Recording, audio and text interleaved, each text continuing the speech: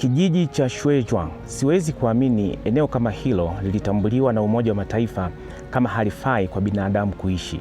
Lakini kutokana na sera ya ushirikiano wa Minning, matunda makubwa yameonekana hapa mjini. Kwa sisi tunaotoka nchi zinazoendelea, mafanikio ya kijiji hicho yamepatikana kutokana na chama, serikali na wananchi wake kuwa na moyo wa dhati wa kujiendeleza.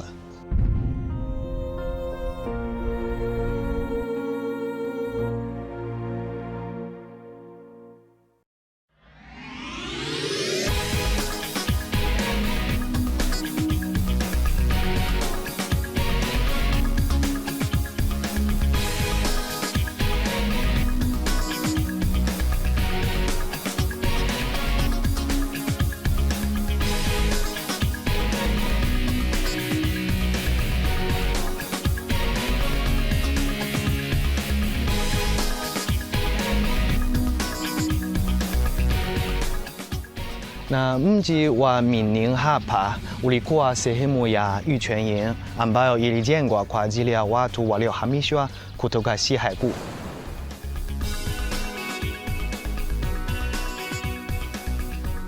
Tunajua miongo mitatu iliyopita Xihaigu ilikuwa na mazingira magumu sana ya asili.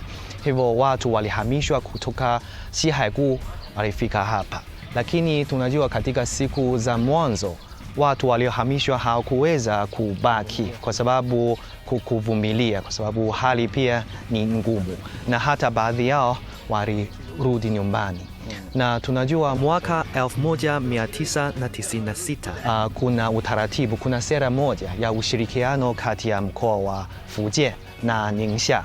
Hivyo akiwa kiongozi wa sera hiyo na Xi Jinping ambaye kipindi kile alikuwa naibu katibu wa chama cha kikomunisti cha China mkoani Fujian, na alikuja hapa kutembelea na akipatia sehemu hiyo jina moja, kijiji cha Minning.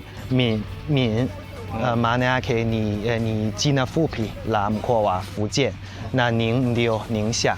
Hivyo akipatia kijiji hicho jina hilo, na sasa limekuwa mji wa Minning. Unajua, katika miongo mitatu iliyofuata mkoa wa Fujian umeendelea kupeleka watu, teknolojia na kusaidia kujenga viwanda, na hivyo tumeona leo kijiji cha Minning kimekuwa kwa mji wa Minning.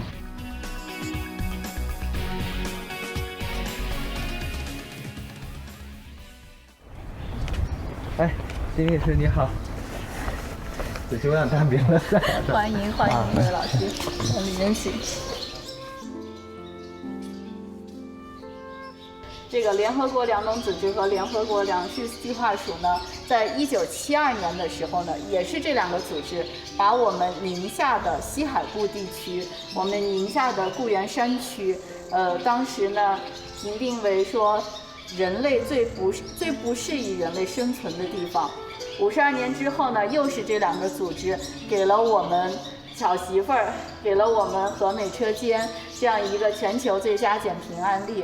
我觉得不仅仅是对我们的这个就脱贫攻坚、减贫的这样的一个肯定，更多的呢是对我们闽宁协作，对我们闽宁镇、闽宁模式这30年发展一个经验的肯定。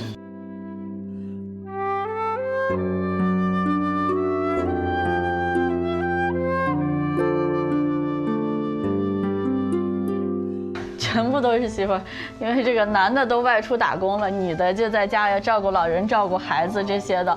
然后他们主要的任务是一边照顾老人、照顾孩子，一边呢在家门口就能有一份工作。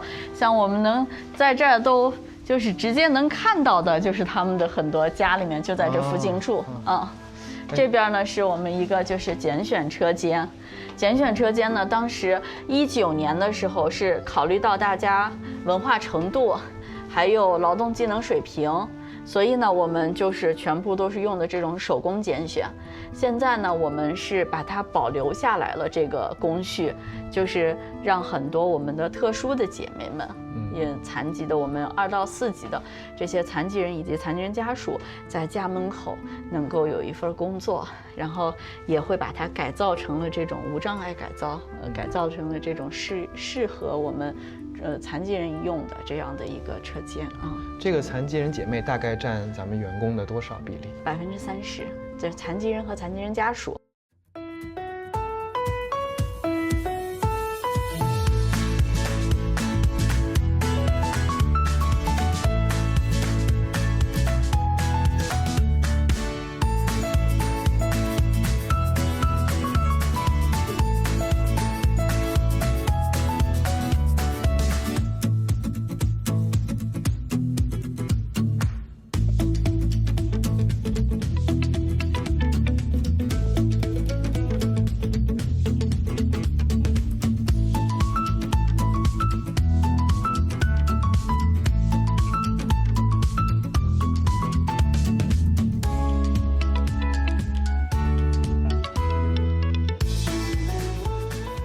Kama tunavyoona hii ina mashina.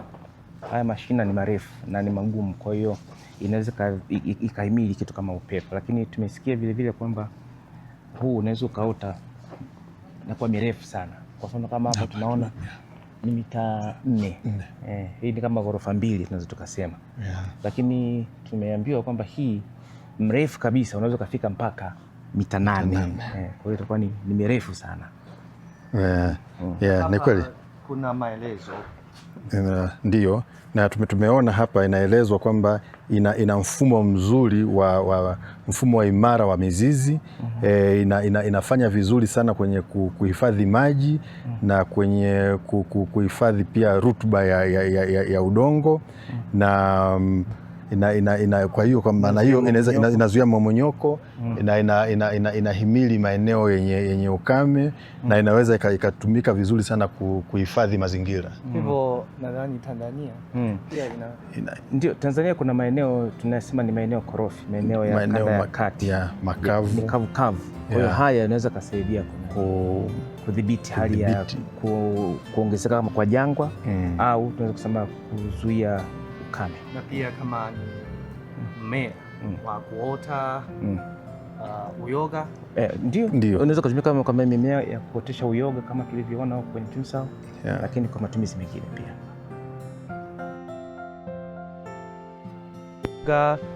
Vyakula ndio na kuzuia kuenea kwa jangwa.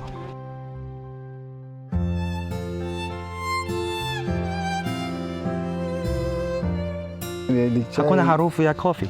Hapana. Angalia. Unaweza kutafuta. Mwalimu Lin, lisha wa Afrika watatu kupanda. Hapa ni kitabu kinachoelezea hadithi ya Profesa Lin. Anaonekana kwenye tamthilia ya Mining Town. Ndio. Na Fadhili bila shaka unamfahamu. Ndio, nilishiriki kwenye kutia sauti kwa namkumbuka. Ndio. Na katika kitabu chake ameelezea miradi mbalimbali ya Juncao ambayo inafanyika katika nchi mbalimbali. Kuna hii inaitwa mfano wa Rwanda na Lesotho na pia nchi nyingine za dunia ya kusini. Na tunajua Bwana Lin ametoka katika chuo kikuu cha kilimo na misitu cha Fujian. Nadhani pia wa Tanzania nimesikia kuna mmoja. Ndio, kuna Mtanzania mmoja ni mhitimu wa chuo kikuu hicho, anaitwa Bwana Joel Bisama. Huyu bwana yeye alipeleka ujuzi aliojifunza kwenye chuo kikuu hicho nchini Tanzania, ambapo aliweza kuanza kuzalisha uyoga kwa gharama ya chini kwa kutumia teknolojia hiyo, na aliweza kuongeza mapato yake na faida. Na kweli tunahitaji vijana wengi wa Kitanzania wapate ujuzi kama huu aliopata kijana mwenzao, kwa sababu licha ya faida kede tulizoambiwa, lakini tumeona pia hapa mazao yanayotokana na mmea huu. Kwa hiyo ni zao ambalo tukilizalisha litaongeza thamani kubwa sana kwenye uchumi wa nchi.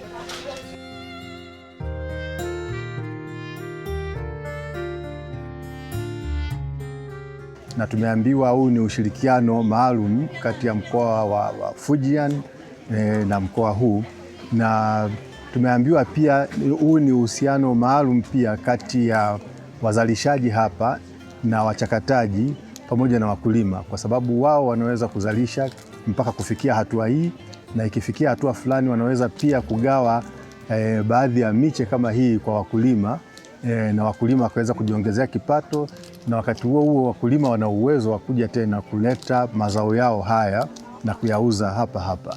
Kwa hiyo ni wazo zuri sana ambalo limeonyesha namna ambavyo maeneo kama haya ambayo hayana mvua nyingi, ni maeneo kame, lakini kuna zao ambalo linaweza likaendelea likafanyika na ni zao kama hili. Kwa hiyo ni utaratibu mzuri na ni utaratibu ambao umebadilisha kabisa mipango ya maendeleo ya eneo hili. Mikoa ya Fujian na Ningxia, moja iko kwenye pwani ya kusini mashariki mwa China, nyingine iko katika jangwa la Gobi kaskazini magharibi, na umbali wao ni zaidi ya kilomita 2000. Lakini kutokana na ushirikiano wa Fujian na Ningxia, matunda makubwa yamepatikana hapa. Lakini je, baada ya watu kupata maisha mapya hapa Minning, maskani yao walikotoka, yaani eneo la Xihaigu, hali ikoje sasa? Tumechagua kutazama kijiji cha Xuezhuang.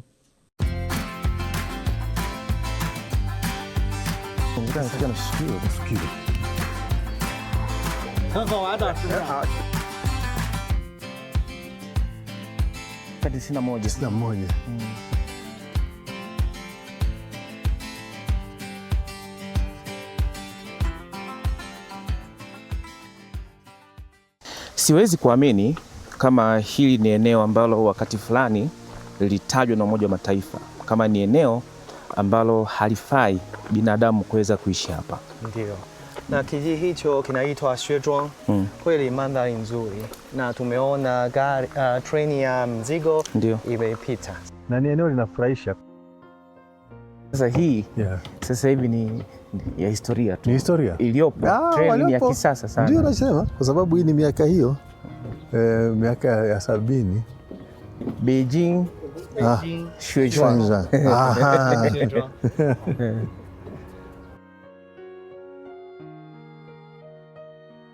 Kuna kiyoyozi kabisa. Kiyoyozi.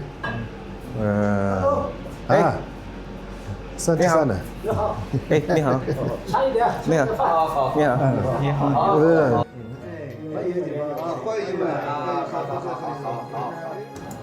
Ni们三个学员人啊？当地的。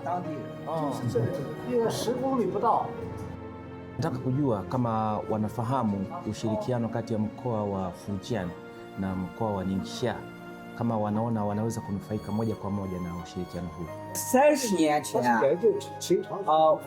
我们这的确提出这个教科文组织把我们这里定成一个啥呢？这个人口不易居住的生存的地方，不易生存的地方，这退耕还林还楚，还有各方面的政策，使我们近30年发生了巨大的变化。我们不是贫穷的地方了，我们是人类宜居的地方，人也富了，人类也宜居，气候也非常好。这几年我的最大的感受就是我们闽宁合作给我们当地带来了好的思想，把南方的好的东西带进来了。我们北方的这里的人穷苦去南方去打工，接受了一些新的思想。我感觉最大的体会就是我们的思想观念发生不根本的变化，不像我们这里背靠黄土这样的生活，我们再走出去看看外面的世界，再把外面的这些精彩的东西我们再带回来，为我们当地的群众服务。像你们刚才看到的这些东西，都是在闽宁合作，在国家的大力支持和帮助下，我们才形成这样的规模。过去你看不到这样的情景。所以闽宁合作最大的问题就是我们的人们的思想观念发生了根本的变化。请跟我来。现在看到的这个是我们的生态大棚。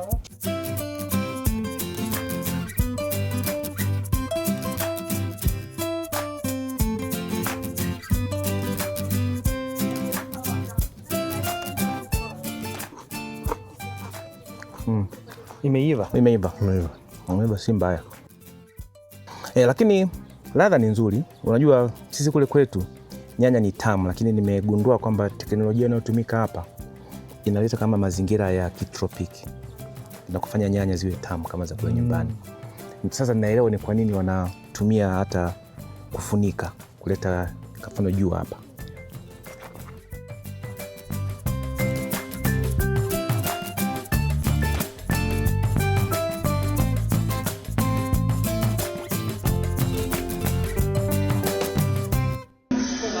Hapa wanasema ni kama shadow play. Shadow play. Hivyo inaelezea tamthilia au filamu au stories. 我们表演的时候，紧贴着它的幕布，用灯的光的原理把它反映给前面。我们这是幕后啊，要正儿八经的看，要到前面去看啊。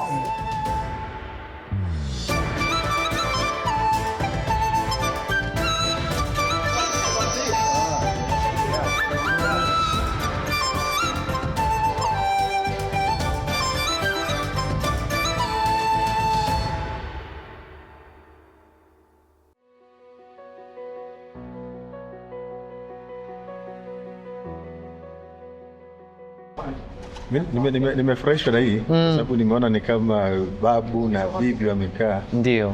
Wanakunywa babu ana kikombe cha chai. Ndio. Hapa ni kama jiko. Jiko. Inawezekana ilikuwa jikoni. Kuna moto. Au sehemu ambapo wameweka jiko na moto.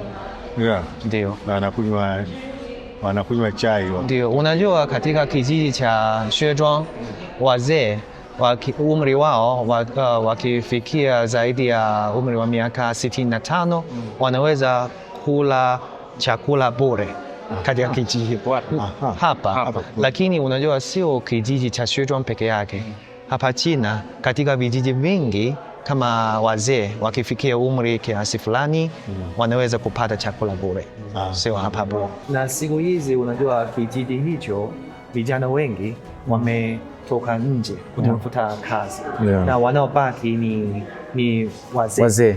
Hivyo wao wanatengeneza kwa mfano hapa sanaa, hapa wanatengeneza sekta mbalimbali ili kuvutia vijana warudi. Hali hii pia inatokea Dar es Salaam, ndio? Ndio, inatokea. Vijana wengi wanakimbilia, wanapenda kwenda vijijini. Kwa sababu kuna fursa nyingi na wanabaki wazee. Wazee wanabaki vijijini na watoto. Ni sanaa za kukata. Michoro ya kukata.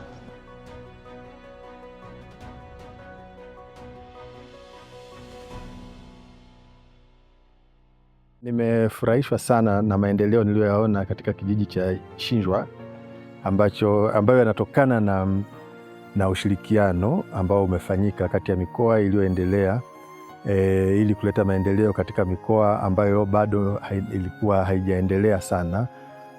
Kwa kweli kwa sisi ambao tunatoka nchi zinazoendelea, kile ni kijiji tunaweza kusema ni kijiji ambacho kimepata maendeleo na mafanikio makubwa sana, na hiyo inaonyesha yale ambayo yanaweza kufanyika pale ambapo kunakuwa na nia ya dhati kati ya serikali, chama na wananchi wenyewe wanavyoamua kujiletea maendeleo yao.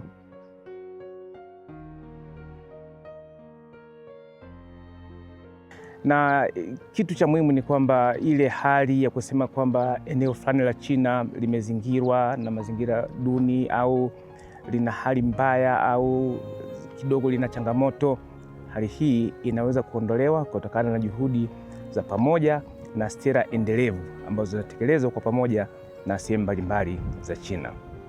Nimefurahi zaidi kutembelea eneo hili kwa kweli. Kwanza nilikuwa nikisikia mara nyingi kwamba mkoa wa Ningxia ni mmoja kati ya mikoa ambayo iko nyuma kiuchumi, lakini nimeona maendeleo makubwa, na kweli kuna baadhi ya maeneo yanaonekana kama bado yako nyuma, lakini juhudi za kuendeleza maeneo hayo zinaonekana wazi kabisa.